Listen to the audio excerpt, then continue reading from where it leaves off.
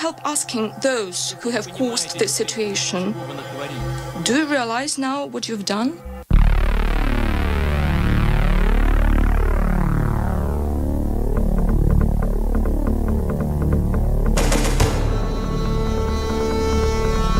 We even know year by year what's going to happen, and they know we know. It's only you that they tell these fables and you buy it and spread it to the citizens of your countries. And your people do not feel a sense of the impending danger. This is what worries me.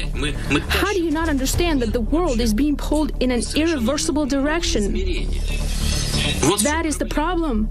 But they pretend like nothing's going on. I don't even know how to get through to you people anymore.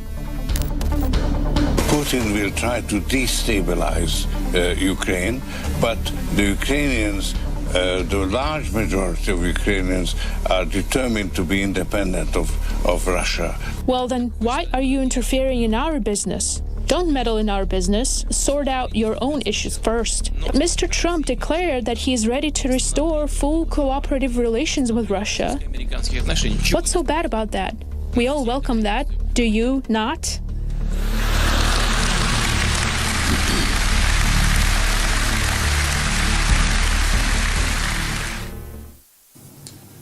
In recent years, we have seen a cacophony of geopolitical experts, historians, statisticians, statesmen come out and warn that the world is hurtling towards major military conflict between the United States and Russia, and that the climate that we see in the world today is very similar to what we saw before World War I and World War II.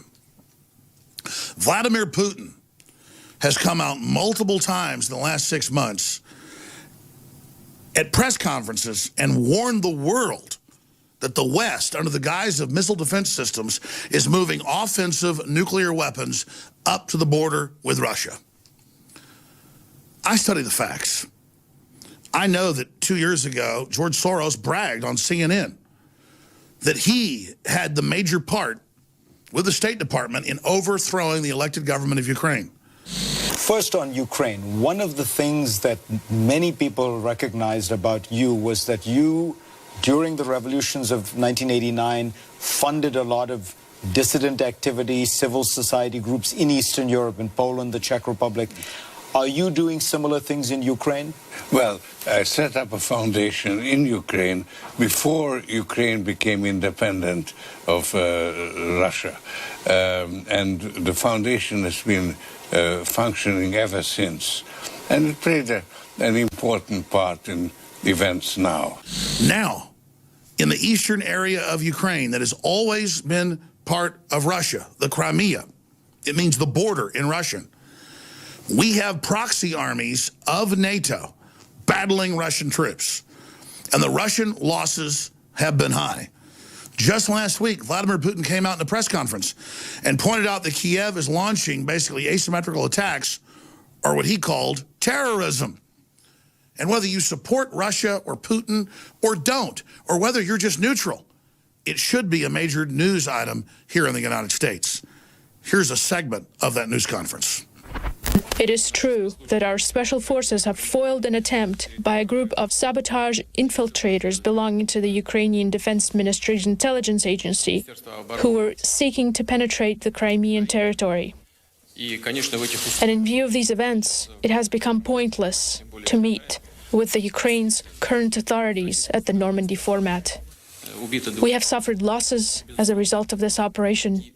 We undoubtedly cannot turn a blind eye to the deaths of our servicemen. But I would also like to address our American and European partners. I think today it has become obvious for everyone that Kiev's current authorities are not seeking ways to solve problems through negotiations, but have turned to terrorism instead. This is a highly troubling development. There are no other reasons for conducting such actions other than to distract the Ukrainian people and divert their attention from the disastrous economic situation and the miserable conditions most of them are living in. And here we are, 2 years after George Soros and the State Department brag that they overthrew the elected government of Ukraine. And now as NATO and Western forces mass on the Russian border, and as Russia puts 40,000 troops on its border and goes on high alert, and as Putin says, no more détente, no more talk with Ukraine, you are attacking Russian citizens in your east. Zero coverage here in our media unless there's stories saying that I'm a Russian agent or that Infowars or Donald Trump have sold out to Putin. No, we've sold out to common sense and decency and not having a nuclear war. And I see the emails that come in and the comments on Infowars by a vocal minority saying that I'm a fearmonger because I'm concerned about global conflict. Yes, I'm concerned about the West funding al-Qaeda and ISIS to take over the Middle East and North Africa. I'm upset about our governments creating thousands of trillions of dollars of fake derivatives to buy up the world. I'm concerned about the Clinton Foundation taking money from third world dictators and Middle Eastern governments that oppress women and homosexuals. I'm concerned about the laissez-faire attitude of our elites. But I'm even more concerned about the general population because I've had people that I know personally say to me, Alex, we've been hearing about nuclear war since the 1960s. It's fear-mongering. It's never going to happen. And the New York Times makes jokes about fear porn.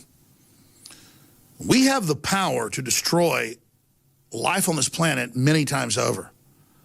We have Promethean fire that will either take us to the stars or turn this whole planet into a giant tombstone. I have 3 children. I study geopolitics. I'm involved in trying to build a better world. I want peace with Russia and China. I don't want war. And I see our very elites that tell us don't worry about war being the ones that gave nuclear reactors to North Korea so they could create atomic bombs, and who gave the missile secrets for ICBMs to China in the 1990s. The very people telling us don't worry about all this are the very ones that are pushing our world towards the brink of extinction, and not just for humanity. We've seen The Hague recently rule against the Chinese in the South China Sea.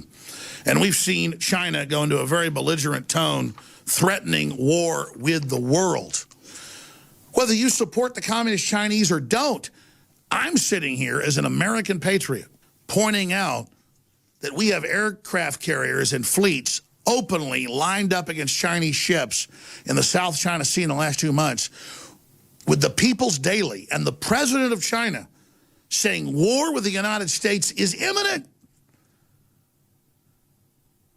And there's 1,000 times more news, literally, about some American athlete in South America at the Olympics who might have lied about being robbed.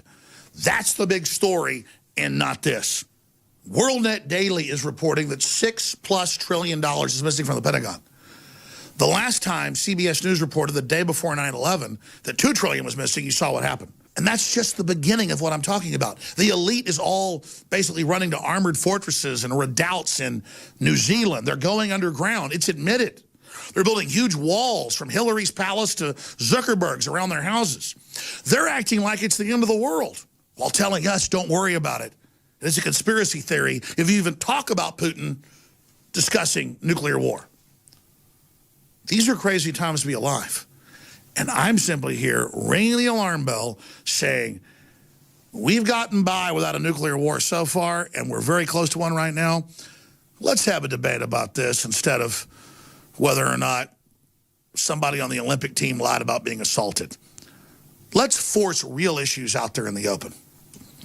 I'm Alex Jones, asking all of you to think about the facts, to weigh the evidence, and to decide, is having 50,000 nuclear weapons on this planet safe? Is massing troops on the Russian border a good idea? Is funding ISIS and al-Qaeda a good idea? The decision is up to all of us, and we should have a serious debate about it. The globalists don't want that debate to happen, but we're here to force that debate front and center, just like we've done about election fraud, just like we've done about GMO, just like we've done about our government funding ISIS on every front. Infowars is the tip of the spear because we have 28 million viewers and listeners, just like you, that are awake and who are involved. So, my friends, it's time to take action and to stop a new world war. Talk show host is Alex Jones. He's a conspiracy theorist. Radio talk show host Alex Jones. Alex Jones. Jones is the wildly popular conspiracy theorist. Radio talk show host and conspiracy theorist Alex Jones. Deeply, I think, racist. I just got called racist by MSNBC. I don't want that man to have a gun. 1776 will commence again if you try to take our firearms. The Alex Jones Show. Watch the free stream live at Infowars.com/show. The globalist social engineers are not just targeting us with propaganda. They are manipulating our genetics. We are being targeted at every level by estrogen mimickers that lower our testosterone and other hormones and natural compounds that the body needs. The key is to be aware of this attack and to fight back against it. After consulting top doctors, nutritionists, pharmacists, and others, we have developed what I believe is the ultimate non-GMO organic super male vitality formula sourced from powerful organic herbs harvested around the planet and then concentrated for maximum potency. I've always believed in nutrition and herbs. Super Male Vitality was developed to activate your body's own natural processes instead of using synthetic chemicals. Super Male Vitality by Infowars Life is so powerful that I only take half the recommended dose. Visit InfowarsLife.com today to secure your Super Male Vitality and other powerful products from Infowars Life.